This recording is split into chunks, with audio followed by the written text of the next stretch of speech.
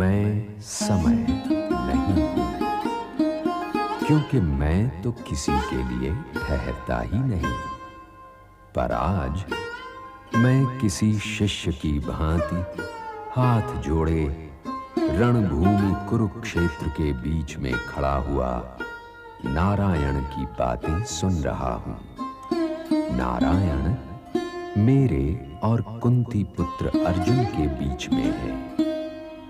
वैसे तो उनका संबोध्य कुंती पुत्र अर्जुन ही है, किंतु वास्तव में वो बात मुझसे कर रहे हैं, क्योंकि मैं बीता हुआ कल भी हूं, आज भी हूं और आने वाला कल भी हूं। अर्जुन के प्रश्न केवल अर्जुन के नहीं थे, वो प्रश्न तो पिछले युगों के लिए भी प्रासंगिक थे, इस युग के लिए भी प्रासंगिक हैं और आने वाले युगों के लिए भी प्रासंगिक रहेंगे। जब तक मैं हूं, तब तक मानव जाति को इन प्रश्नों का सामना करना पड़ता रहेगा। इसलिए कोई ये न समझे कि ये प्रश्न केवल द्रोण शिष्य अर्जुन ही कर रहा है, उसके कंठ से मैं भी बोल रहा हूं, क्योंकि हर दिन हर युग के भीतर उसका एक अपना कुरुक्षेत्र होता है और होता रहेगा। इसलिए हे मानव, यदि अपने वर्तमान और भविष्य का सामना करना है तो कुरुक्षेत्र की ओर मुंह करके खड़ा हो जा और स्वयं नारायण से अपने उन प्रश्नों के उत्तर सुन जो सदैव से तुझे परेशान करते चले आ रहे हैं।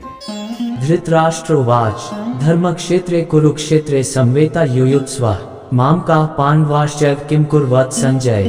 धृतराष्ट्र बोले, हे संजय, धर्मभूमि कुरुक्षेत्र में एकत्रित युद्ध की इच्छा वाले मेरे और पांडु के पुत्रों ने क्या किया। संजय उवाच दृष्ट्वा तु पांडवानीकं व्यू दुर्योधनस्दा आचार्यमुपंगम्य राजा वचनमब्रवीत। संजय बोले, उस समय राजा दुर्योधन ने व्यूह रचना युक्त पांडवों की सेना को देखकर और द्रोणाचार्य के पास जाकर यह वचन कहा, पश्यता पांडुपुत्राणामाचार्य महती चमोम व्यूढ़ा द्रुपद पुत्रेण तव शिष्येन धीमता। हे आचार्य, आपके बुद्धिमान शिष्य द्रुपद पुत्र धृष्टद्युम्न द्वारा व्यूहाकार खड़ी की हुई पांडुपुत्रों की इस बड़ी भारी सेना को देखिए। अत्र शूरा महेश्वासा भीमार्जुन समायुधि युयुधानो विराटश्च द्रुपदश्च महार्थः धृष्टकेतुश्च कितानः काशीराजश्च वीर्यवान् पुरुजित कुन्तिभोजश्च शाब्यश्च नरपुंगवः युधामन्युश्च विक्रांत उत्तमौजाश्च वीर्यवान् सौभद्रो द्रौपदेयाश्च सर्वैव महार्थाः। इस सेना में बड़े बड़े धनुषों वाले तथा युद्ध में भीम और अर्जुन के समान शूरवीर सात्यकी और विराट तथा महारथी राजा द्रुपद, धृष्टकेतु और चेकितान तथा बलवान काशीराज, पुरुजित, कुंतीभोज और मनुष्यों में श्रेष्ठ शाब्य, पराक्रमी युधामन्यु तथा बलवान उत्तमौजा, सुभद्रा पुत्र अभिमन्यु एवं द्रौपदी के पांचों पुत्र ये सभी महारथी हैं। अस्माकं तु विशिष्टा ये तान् निबोध द्विजोतम नायिका मम सैन्यस्य संज्ञात तान् ब्रवीमि ते। हे ब्राह्मण श्रेष्ठ, अपने पक्ष में भी जो प्रधान हैं उनको आप समझ लीजिए। आपकी जानकारी के लिए मेरी सेना के जो सेनापति हैं उनको बतलाता हूँ। भवान भीष्मश्च कर्णश्च कृपश्च समितिंजयः अश्वत्थामा विकर्णश्च सौमदत्तिस्तैश्च। आप द्रोणाचार्य और पितामह भीष्म तथा कर्ण और संग्राम विजयी कृपाचार्य तथा वैसे ही अश्वत्थामा, विकर्ण और सोमदत्त का पुत्र भूरिश्रवा।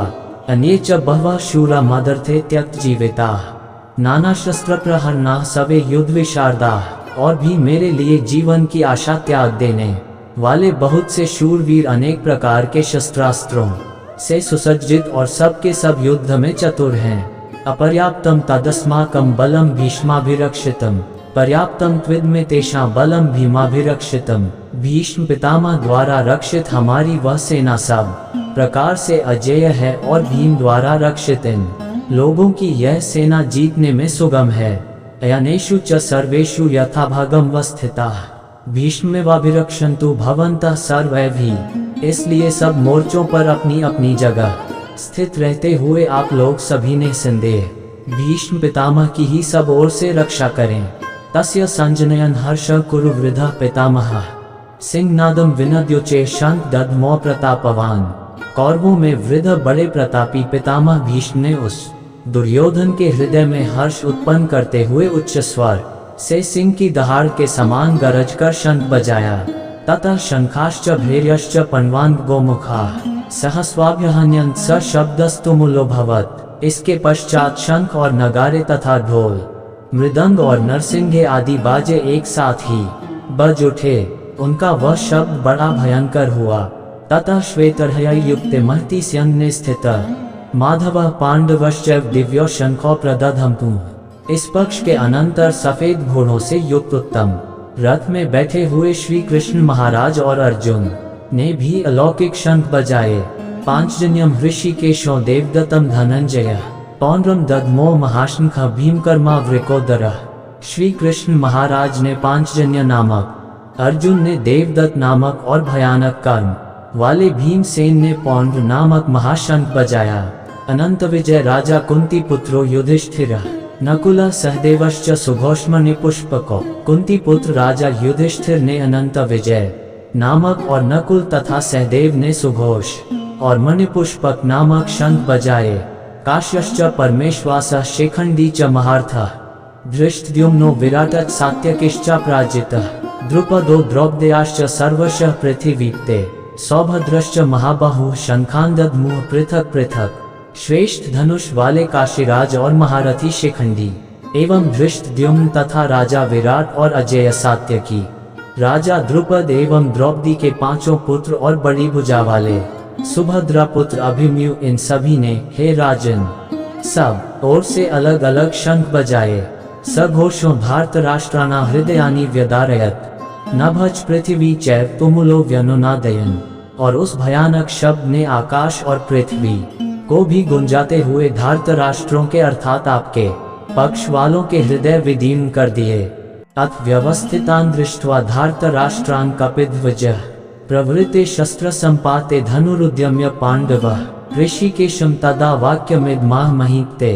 अर्जुन उवाच सेनयोरुभयो मध्ये रथ स्थापयमेच्युत। हे राजन, इसके बाद कपिध्वज अर्जुन ने मोर्चा बांधकर डटे हुए धृतराष्ट्र संबंधियों को देखकर उस शस्त्र चलाने की तैयारी के समय धनुष उठाकर ऋषिकेश श्री कृष्ण महाराज से यह वचन कहा, हे अच्युत, मेरे रथ को दोनों सेनाओं के बीच में खड़ा कीजिए।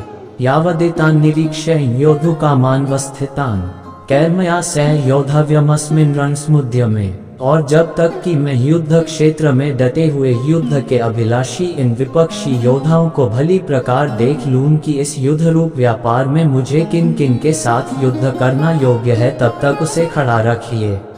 योत्स्यमानान्वीक्ष्य यतेऽत्र समागताः धार्तराष्ट्रस्य दुर्बुद्धेर्युद्धे प्रियचिकीर्ष्वः। दुर्बुद्धि दुर्योधन का युद्ध में हित चाहने वाले जो ये राजा लोग इस सेना में आए हैं, इन युद्ध करने वालों को मैं देखूंगा। संजय उवाच एवं मुक्तो ऋषिकेशो गुडाकेशेन भारत सेनयोरुभयो मध्ये स्थापयित्वा रथोत्तमं भीष्मद्रोण प्रमुखतः सर्वेषां च महीक्षिताम्। उवाच पार्थ पश्यैतान् संवेतान् कुरुनीति। संजय बोले, हे धृतराष्ट्र, अर्जुन द्वारा इस प्रकार कहे हुए महाराज श्री कृष्णचंद्र ने दोनों सेनाओं के बीच में भीष्म और द्रोणाचार्य के सामने तथा संपूर्ण राजाओं के सामने उत्तम रथ को खड़ा करके इस प्रकार कहा कि हे पार्थ, युद्ध के लिए जुटे हुए इन कौरवों को देख। तत्रापश्यत् स्थितान् पार्थः पितनत् पितामहान् आचार्यान् मातुलान् भ्रातन् पुत्रान् पौत्रान् सखींस्तथा सेनयोरुभयोऽपि श्वशुरान् सुहृदश्च। इसके बाद पृथापुत्र अर्जुन ने उन दोनों ही सेनाओं में स्थित ताऊ चाचों को, दादों, परदादों को, गुरुओं को, मामाओं को, भाइयों को, पुत्रों को, पौत्रों को तथा मित्रों को, ससुरों को और सुहृदों को भी देखा। और 27वें का पूर्वार्ध। तान् समीक्ष्य स कौन्तेयः सर्वान् बन्धूनवस्थितान् कृपया पर्याविष्टो विषीदन्निदमब्रवीत्। उन उपस्थित संपूर्ण बंधुओं को देखकर वे कुंती पुत्र अर्जुन अत्यंत करुणा से युक्त होकर शोक करते हुए यह वचन बोले। 27वें का उत्तरार्ध और 28वें का पूर्वार्ध। अर्जुन उवाच दृष्ट्वेम स्वजन कृष्ण युयुत्सु समुपस्थितम् सीदन्ति मम गात्राणि मुख च परिशुष्यति वैप्तुश्च शरीरे में रोमहर्षश्च जायते। अर्जुन बोले, हे कृष्ण, युद्ध क्षेत्र में डटे हुए युद्ध के अभिलाषी इस स्वजन समुदाय को देखकर मेरे अंग शिथिल हुए जा रहे हैं और मुख सूखा जा रहा है तथा मेरे शरीर में कंपन एवं रोमांच हो रहा है। 28वें का उत्तरार्ध और 29। गांडीव सरस्ते हस्तात्वक्चर परिदह्यते न च शक्नोम्यवस्थातुं भ्रमतीव च मे मनः। हाथ से गांडीव धनुष गिर रहा है और त्वचा भी बहुत जल रही है तथा मेरा मन भ्रमित सा हो रहा है, इसलिए मैं खड़ा रहने को भी समर्थ नहीं हूँ। निमित्तानि च पश्यामि विपरीतानि केशव न च श्रेयोनुपश्यामि हत्वा स्वजन्माह्वेन। हे केशव, मैं लक्षणों को भी विपरीत ही देख रहा हूँ तथा युद्ध में स्वजन समुदाय को मार कर कल्याण भी नहीं देखता। न कांक्षे विजय कृष्ण न च राज्यम सुखानि च किं नो राज्येन गोविंद किं भोगैर्जीवितेन वा। हे कृष्ण, मैं न तो विजय चाहता हूँ और न राज्य तथा सुखों को ही। हे गोविंद, हमें ऐसे राज्य से क्या प्रयोजन है अथवा ऐसे भोगों से और जीवन से भी क्या लाभ है। ये सामर्थ्य कांक्षित नो राज्यम भोगा सुखानि च त इमेव स्थिता युधे प्राणास्त्यक्त्वा धनानि च। हमें जिनके लिए राज्य भोग और सुख आदि अभीष्ट हैं, वे ही ये सब धन और जीवन की आशा को त्याग कर युद्ध में खड़े हैं। आचार्या पितरः पुत्रास्तैव च पितामहाः मातुला श्वशुरा पौत्रा श्याला संबंधिनस्तथा। गुरुजन, ताऊ चाचे लड़के और उसी प्रकार दादे मामे ससुर पौत्र साले तथा और भी संबंधी लोग हैं। अतान हन्तुमिच्छामि नत्पि मधुसूदन अपि त्रैलोक्य राज्यस्य हेतः किन्नु मही कृते।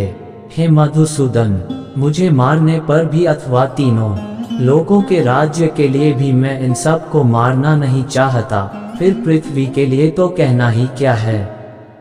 निहत्य धार्तराष्ट्रान्नः का प्रीते स्याज् जनार्दन पाप में वाश्वेदस्मान हत्वैताना तैनः। हे जनार्दन, धृतराष्ट्र के पुत्रों को मार कर हमें क्या प्रसन्नता होगी। इन आत्ताइयों को मार कर तो हमें पाप ही लगेगा। तस्मान्नार्हा वयम हन्तुं धार्तराष्ट्रान् स्वबान्धवान् स्वजन ही कथ हत्वा सुखिनः स्याम माधव। अतएव हे माधव, अपने ही बांधव धृतराष्ट्र के पुत्रों को मारने के लिए हम योग्य नहीं हैं, क्योंकि अपने ही कुटुंब को मारकर हम कैसे सुखी होंगे। यद्यप्येते न पश्यन्ति लोभोपहचेत्सः कुलक्षयकृत दोषं मित्रद्रोहे च पातकम् कथ न ज्ञेयमस्माभिः पापादस्मान् निवर्तितुम्।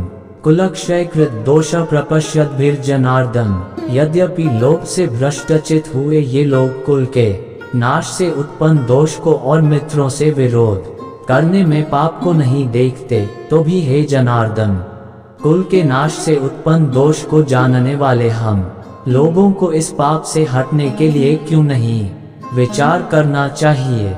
कुलक्षय प्रणश्यन्ति कुल धर्मा सनातनाः धर्मे नष्टे कुलम कृत्स्नम धर्मो विभवत्युत। कुल के नाश से सनातन कुल धर्म नष्ट हो जाते हैं। धर्म के नाश हो जाने पर संपूर्ण कुल में पाप भी बहुत फैल जाता है।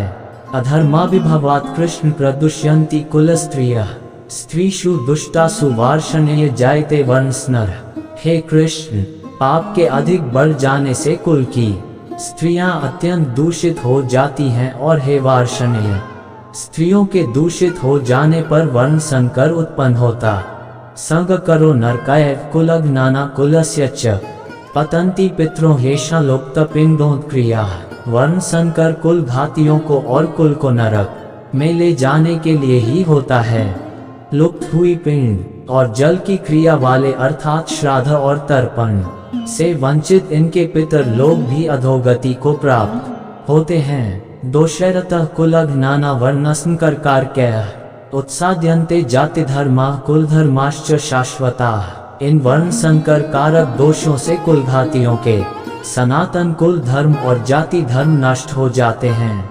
उत्सन्न कुल धर्माना मनुष्याना जनार्दन नरकेनियत वासो भवतीत्यनुशुश्रुम।